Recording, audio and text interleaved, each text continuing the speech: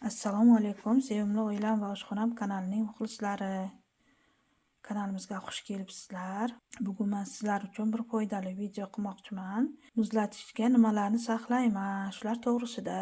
Qaranglar, yozgi mevalarni yuvib, tozalab, mana bu konteynerchalarga solib, mana shunday saqlayman. Oilamiz byudjeti uchun juda foydali hisoblanadi. Qaranglar, smorodinalar. Bular chereshni. Hozir olib ko'rsataman. Ana.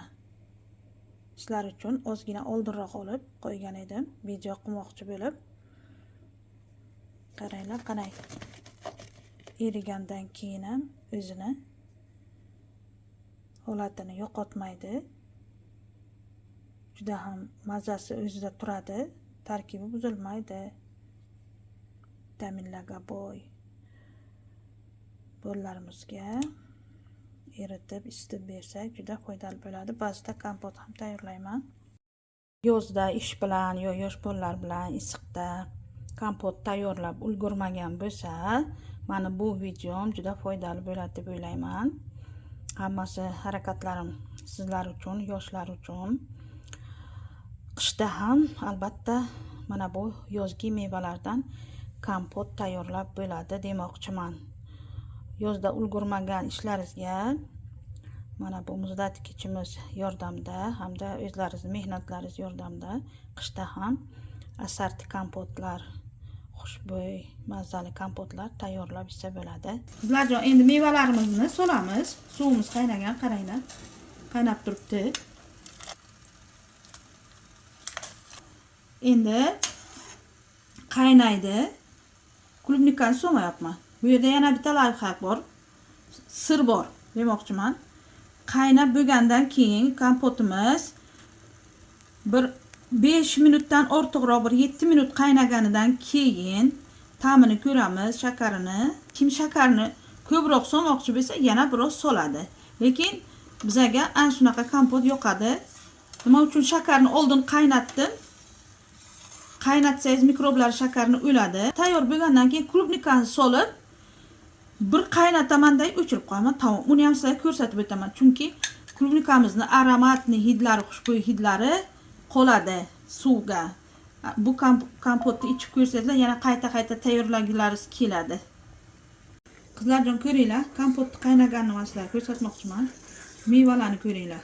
Bay. Ko'ringlar, kompotni qanaqa mazali. Men ta'mini ko'rdim. Shakar me'yorida. Qaranglar, 5 minut qaynadi. Ko'p qaynashi shart emas. Qattiq meva emas bular. Endi klubnikalarni solamiz. Yana 5 minut davomida qaynatamiz. Keyin qopqog'ini qo'yib 5 minut dam beramiz. Keyin yana ichishimizni ham ko'rsatamiz sizlarga. Endi kompot tayyorlab bo'ldim. Plitadan oldim, gazdan. Qaranglar, mevalarni aytganimday pishirdim. Sizlarga takka cho'kdim, bilinglar. Meva pishgan. Kompotimizni ta'mini ko'ramiz qizlar.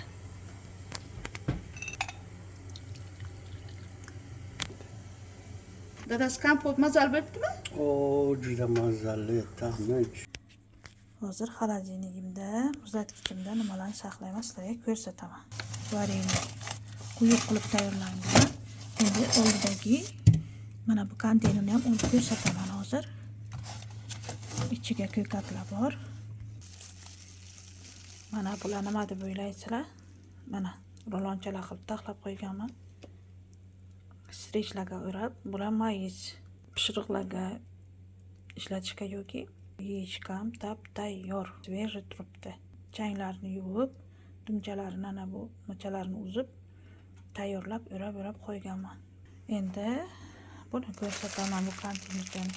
Mana bu yerda mana yeganmiz, olib iste'mol qilganmiz, ishlatganmiz ovqatlarga. Mana bu chalalari qolgani. Mana bu yerda esa shibit bilan petrushkani upakovka qilib qo'yganman.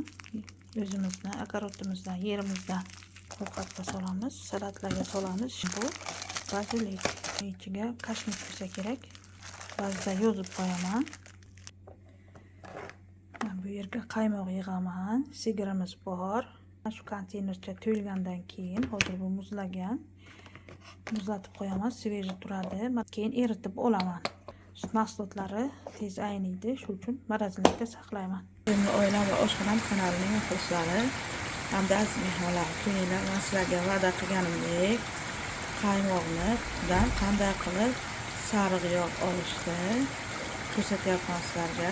Qaymoqni qozonga solib, ana shunday 15-20 minut davomida kavlashtirib tursanglar, sariq yog'i ajraladi. Hozir bizi bilan sariq yog'ini qanday ajralganini ko'rsataman sizlarga.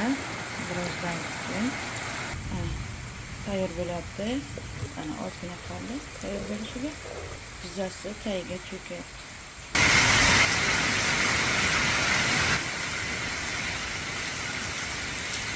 Mana ko'ringlar. Sariq yog'i boshqa bo'ldi, natijasi boshqa bo'ldi. Hozir ajratib olamiz, ko'rsatamiz sizlarga. Bismillahirrohmanirrohim, barakasini bersin. Ashqaqa chiroyli ob-havoda yomg'ir ishtirokchilari oshxonada ishlaymiz. Ana ko'ringlar, ana shu sariq yog' obitsa, ana tabiiy. Allohning o'zi yomon kelgandan albatta qaraylar, yomg'irni mazza, juda mazza. Buni qancha ko'p-ko'p charchamaymiz. Sizlarga mana shu yaxshi niyatlarni tilaymiz. Sizlarni turinglar, oilalar keldiringlar. Bolalaringiz mazza qilib yesin. Ko'ringlar, sariq yoqqa qanaqa chiroyli ana qavurdim. Yana pirpirovalar qo'shdim. Kartoshkani sariq yoqqa qovurdim, qaranglar. Bu yerda go'shtni bugun pilmen obedda tayyorlagan edim. Bu qolganlari tayyorlab qo'yganman, ziravorlar qo'shib. Kerak bo'lgan paytga olib bemalol ishlatish uchun. Bunisi manti uchun, bunisi kotlet uchun alohida qilib qo'yganman. Ozgina qo'ygan edim muzlatgichga, qarib muzlaydi degan. Hozir sizlarga ko'rsatish uchun oldim xolodilnikdan, muzlatgichdan. Bugun obedda pilmen tayyorlagan edim. Bu qolgani. Buni ham muzlatgichga qo'yaman. Kerak bo'lgan paytga, shoshilgan paytga olib ishlatish uchun juda qulay. Mana bu 1,5 talik baklashkaga smorodina bilan klubnikani blenderdan o'tkazib, xomlayin pishirmasdan solib qo'yganman. Kerak bo'lgan paytga buni ham tortlarga ishlataman.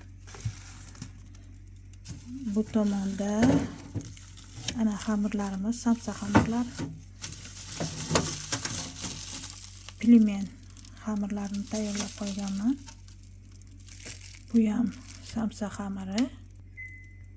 Bu ham chuchvara xamirini tayyorlab qo'yganman. Kerak bo'lgan paytga muzlatgichdan biroz olib qo'yaman. Farsh tayyor, bo'lib ishlatishga juda qulay. Bu tomonda bu konteynerga yana go'shtlarni joylashtirib qo'yganman. Qo'yib, alohida tovuqniki boshqa, mana tovuqniki boshqa, bunisi indikniki. Yaqinda indik so'ygan edi o'g'limiz. Ular qolganlari.